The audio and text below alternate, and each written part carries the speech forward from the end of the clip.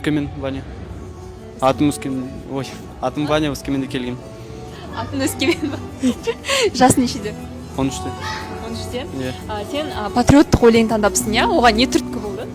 Өйткені кішкентай балалар көбіне патриоттық әндер таңдамайды ғой. Мен қазақша білген кішкентай бол жастам. Вот. Маған қазақша әндер өте ұнаған. Вот. Мен қазақша әндерді айтып старательством. Сені ән әлеміне кім алып келді? Ән әлеме менің Айдын аға алып келген. Детская деревняда 4 жасында мен Айдын ағаға барғам клубқа. Вот. Біз первые начали заниматься. Вот. Қызықты оқиған бар шығар, мүмкін айтатын.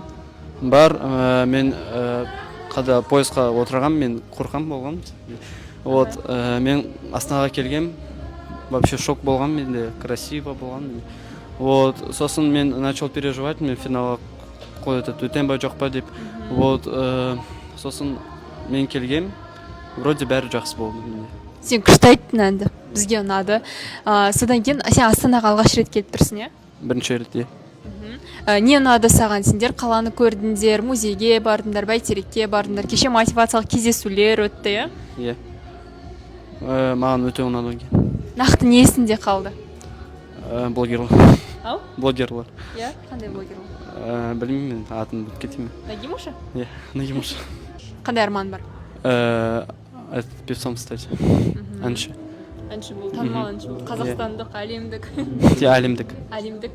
Саған қандай әншілер ұнайды? Әншілерді ұнай ма?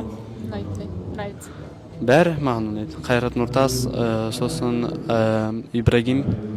Серик? Серик Ибрагим, иә.